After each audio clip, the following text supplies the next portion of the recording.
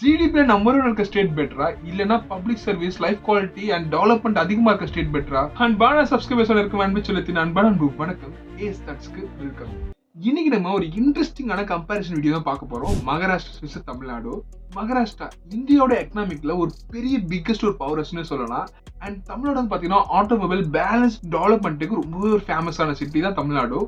என்னதான் மகாராஷ்டிராவோட GDP number ஒன்னா இருந்தாலும் பெரிய பெரிய எக்ஸ்பர்ட் தமிழ்நாடு தான் டெவலப்பிங்ல number one and automobile number one சொல்லிட்டு இனிமே தமிழ்நாடு பிலீவ் பண்ணிட்டு இருக்காங்க. பெரிய பெரிய எக்ஸ்பர்ட்ஸா இனிமே சொல்லிட்டு இருக்காங்க தமிழ்நாடு தான் எல்லாத்தையும் நம்பர் ஒன் சொல்லிட்டு. பட் ஜிடிபி வைஸ் பார்க்கும்போது மகாராஷ்டிரா நம்பர் ஒன்ல வருது. கண்டிப்பா இது ஒரு பொலிட்டிக்கல் வீடியோ இல்லை, இது ஒரு டேட்டா பப்ளிக் சிஸ்டம் கிரவுண்ட் ரியாலிட்டியை அனலைஸ் பண்ண ஒரு பப்ளிக்கு நம்ம சொல்ல போற ஒரு வீடியோ. ஃபர்ஸ்ட் ஜிடிபி என்னன்னு பார்ப்போம். ஜிடிபி வந்து ஒரு ஸ்டேட்டோட டோட்டல் எக்கனாமிக் அண்ட் ஒரு ப்ரொடக்ஷன் வேல்யூ வந்து முன்னெரிச்சு போறது ஜிடிபி. அதுல யார் வேல்யூ நம்பர் ஒன் வராங்களோ அவங்களதான் நம்பர் ஒன் நம்பர் சொல்லுவாங்க. இப்போ ஏன் மகாராஷ்டிரா ஹையா இருக்கு?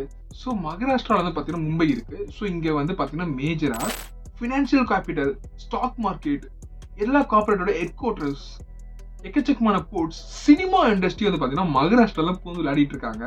ஸோ இங்கெல்லாம் வந்து பாத்தீங்கன்னா நேச்சுரலாவே ஜிடிபி அதோட வேல்யூ அதிகமாக்கிட்டே போயிட்டு இருக்கும். ஜிடிபி ஹை மீனிங் எதை சொல்றேன்னா கம்பெனிஸ் அதிகம், அதோட ப்ராஃபிட்ஸ் அதிகம்.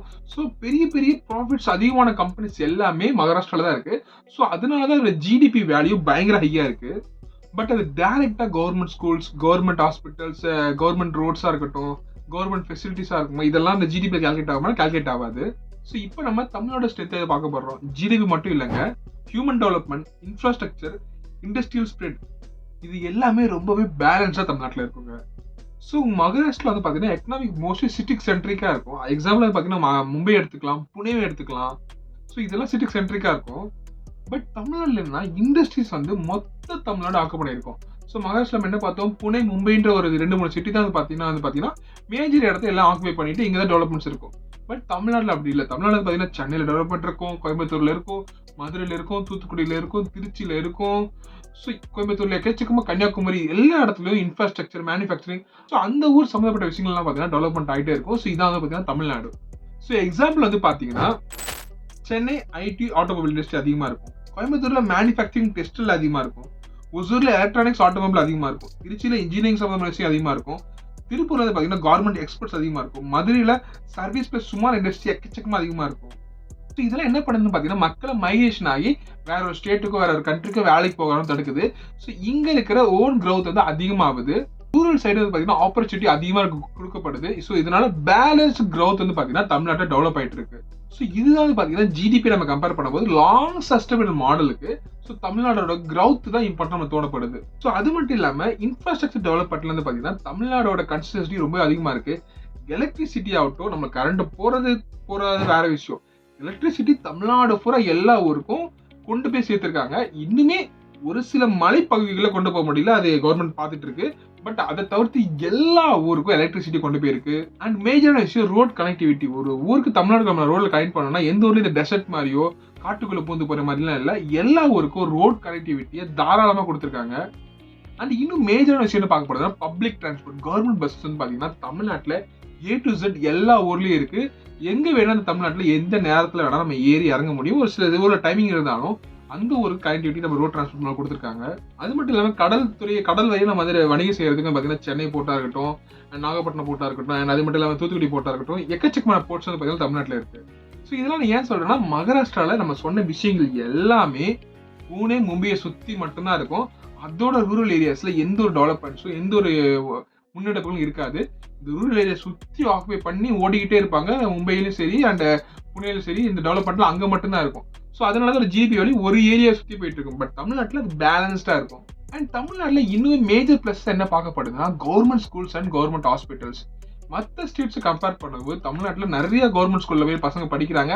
அங்க படிச்ச பசங்க நிறைய பெரிய பெரிய இடத்த அச்சீவ் பண்ணியிருக்காங்க. நம்ம நிறைய பேர் நம்மளுக்கு தெரியும். ஆனால் அது மட்டும் இல்லாமல் கவர்மெண்ட் ஹாஸ்பிட்டல்ஸ் இன்ஃப்ராஸ்ட்ரக்சர் பயங்கரமா டெவலப் பண்ணிருக்காங்க. சென்னை போன்ற ஏரியாலும் சரி, மதுரை போன்ற ஏரியாலும் சரி, திருச்சி போன்ற ஏரியாலும் சரி, கோயம்புத்தூர், கன்னியாகுமரி, நாகர்கோவில், திருவள்ளூர் மாவட்டம் சொல்லிட்டு எல்லா ஊர்லயும் ஈக்குவல் லெவலான எஸ்டாப்ளிஷ் சிஸ்டம், எல்லா ஊருக்கும் equal level A to Z எல்லா மெடிக்கலும் பார்க்க முடியும் ஒரு கவர்மெண்ட் ஹாஸ்பிட்டல் கட்டியிருக்காங்க. பட் இன்னுமே என் சைடு ஒரு கிளாரிட்டி என்னன்னா ஊர் சைடு வந்து பாத்தீங்கன்னா நகர்ப்புறங்கள் தவிர்த்து ஊர் சைடு இன்னும் கவர்மெண்ட் ஹாஸ்பிட்டல் வேஸா டெவலப் பண்ணல. பட் மேஜரா கொஞ்சம் டிராவல் பண்ணி போனாலே பெரிய ஹாஸ்பிட்டல் ரீச் பண்ணலாம். அந்த மாதிரி தான் வந்து பாத்தீங்கன்னா தமிழ்நாட்டில் கவர்மெண்ட் ஹாஸ்பிட்டல் டெவலப் பண்ணியிருக்காங்க. ஸோ இன்னொரு மேஜர் விஷயம் தமிழ்நாடு விசஸ் மகாராஷ்டிரா என்ன பார்க்கப்படுதுன்னா, தமிழ்நாட்டில் வந்து பார்த்தீங்கன்னா ஒருத்தர் கஷ்டப்பட்டு ஒரு 5-6 வருஷம் 7 வருஷம் உழைச்சாருன்னா அவருக்கு அந்த தொழில் ப்ராஃபிட்டா இருந்தாலும்னா அவர் ஒரு முதலாளியா மாறப்படுறாரு. பட் இந்த விஷயம் மகாராஷ்டிராவில் நடக்குதானா இல்லைன்னு தான் சொல்ல முடியும். ஏன்னா மகாராஷ்டிராவில் பணக்காரா இருக்கிறவன் தான் பணக்காரனா வாழ்ந்துட்டு இருக்கா.